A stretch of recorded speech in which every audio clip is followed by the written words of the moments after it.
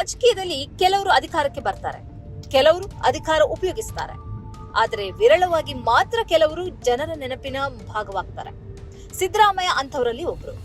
ಅನ್ನರಾಮಯ್ಯ, ಭಾಗ್ಯರಾಮಯ್ಯ, guarantee Ramaiah ಇವು ಕೇವಲ troll ಹೆಸರುಗಳಾಗಿರಲಿಲ್ಲ.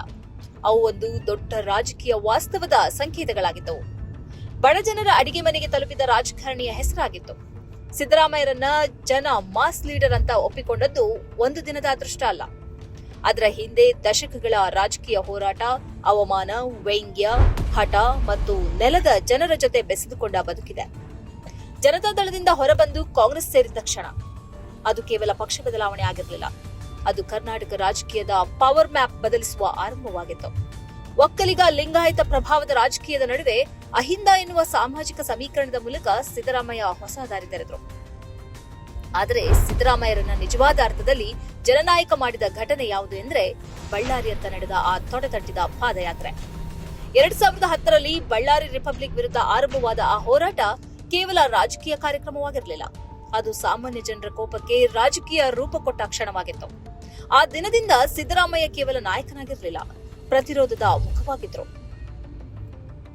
ಅವರ ಭಾಷಣಗಳು, ಜನರೊಂದಿಗೆ ಮಾತನಾಡುವ ರೀತಿ, ವೇದಿಕೆಯಲ್ಲಿ ನಿಂತಾಗ ಕಾಣುವ ಆ ಗ್ರಾಮೀಣ ಸರಳತೆ ಇವೆಲ್ಲ ಸೇರಿ ಅವರನ್ನ ಕಾಂಗ್ರೆಸ್ನಲ್ಲೇ ಅನಿವಾರ್ಯ ಮುಖವನ್ನಾಗಿ ಮಾಡಿತು.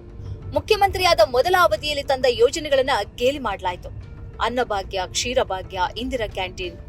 ಸೋಷಿಯಲ್ ಮೀಡಿಯಾದಲ್ಲಿ ಹಾಸ್ಯವಾಯಿತು, ಟಿವಿ ಚರ್ಚೆಗಳಲ್ಲಿ ವ್ಯಂಗ್ಯವಾಯಿತು. ಆದರೆ ಬಡಜನರ ಮನೆಯಲ್ಲಿ, ಕಷ್ಟದಲ್ಲಿದ್ದ ಮನದಲ್ಲಿ ಸಂತಸ ತಂದವು. ಈ ಯೋಜನೆಗಳೇ ಬದುಕಿನ ಆಧಾರವಾದವು. ಹೊಟ್ಟೆ ತುಂಬಿಸುವ ರಾಜಕಾರಣ ಎಷ್ಟು ಮುಖ್ಯ ಅನ್ನೋದು ಕೋವಿಡ್ ಬಂದಾಗ ದೇಶವೇ ಅರ್ಥಕೊಂಡಿತು. ಒಮ್ಮೆ ಗೇಲಿ ಮಾಡಿದವರೇ ನಂತರ ಗರೀಬ್ ಕಲ್ಯಾಣ್ ಹೆಸರಿನಲ್ಲಿ ಅದೇ ಮಾದರಿಯ ಯೋಜನೆಗಳನ್ನ ಹೊಗಳತೊಡಗಿದ್ರು.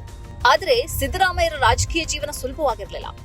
ಕಾರಿನ ಮೇಲೆ ಕಾಗಿ ಕೂತದ್ರಿಂದ ಹಿಡಿದು ಏನ್ ತಿಂದ್ರು, ಎಲ್ಲಿಗೆ ಹೋದ್ರು, ಕ್ಯೂಬ್ಲೋಟ್ ವಾಚ್, ಡಿನೋಟಿಫಿಕೇಶನ್ ಆರೋಪ ಅಷ್ಟೇ ಅಲ್ಲ, ವೈಯಕ್ತಿಕ ಬದುಕಿನ ದುಃಖವನ್ನೂ ರಾಜಕೀಯ ಟ್ರೋಲ್ಗೆ ಬಳಸಲಾಯಿತು. ತಮ್ಮ ಪುತ್ರನ ಸಾವಿನ ನೋವನ್ನು ರಾಜಕೀಯದ ಮಧ್ಯೆ ಬದುಕಬೇಕಾಯಿತು. ಆದರೂ ಅವರು ಕುಸಿಯಲಿಲ್ಲ.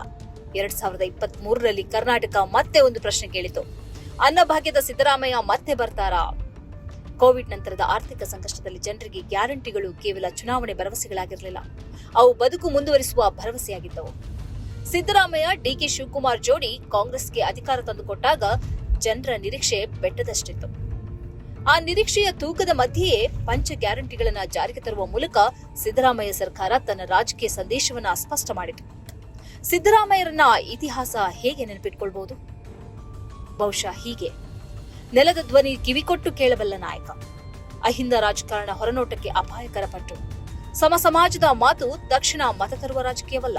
ರಾಜಕಾರಣ ಕೇವಲ ಸಿಂಬಲ್ಗಳಿಂದ ನಡೆಯುವುದಿಲ್ಲ, ಜನರ ಬದುಕಿಗೆ ತಲುಪಬೇಕು ಎಂದು ಸಿದ್ದರಾಮಯ್ಯ ಒಂದು ಸಿಗ್ನಲ್ ಕೊಟ್ಟಿದ್ದಾರೆ.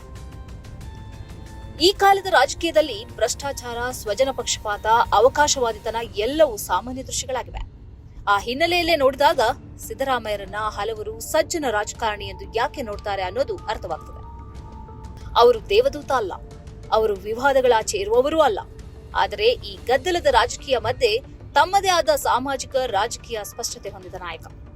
ಇಂದು ಅವರ ಮುಖ್ಯಮಂತ್ರಿತ್ವದ ಅವಧಿ ನಡುಹಾದಿ ದಾಟಿದೆ. ಆದರೆ ಅವರು ಇನ್ನೂ ರಾಜಕೀಯದಿಂದ ಹಿಂದೆ ಸರಿಯುತ್ತಾರೆ ಎಂದೆನಿಸುವುದಿಲ್ಲ. ಹಾಗಾದರೆ ಮುಂದೇನು? ಈ ಉತ್ತರಕ್ಕೆ ಇನ್ನು ಕಾಯಬೇಕು. ಕೇವಲ ಊಹೆ ಮಾಡಿ ಪ್ರಯೋಜನ ಇಲ್ಲ. ಯಾಕೆಂದ್ರೆ ಎಲ್ಲರ ಊಹೆಗಳನ್ನ ಮೀರಿದ ರಾಜಕಾರಣ ಸಿದ್ದರಾಮಯ್ಯನವರದ್ದು.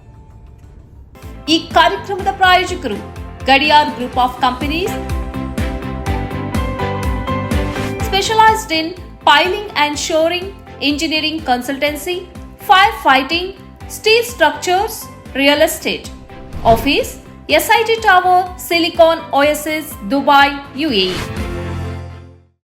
ಸ್ನೇಹಿತರೆ, ನಿಮ್ಮ ಅದ್ಭುತ ಬೆಂಬಲದಿಂದ ಸನ್ಮಾರ್ಗ ನ್ಯೂಸ್ ಚಾನೆಲ್ ಈಗ 2 ಲಕ್ಷ ಸಬ್ಸ್ಕ್ರೈಬರ್ಗಳನ್ನು ದಾಟಿದೆ.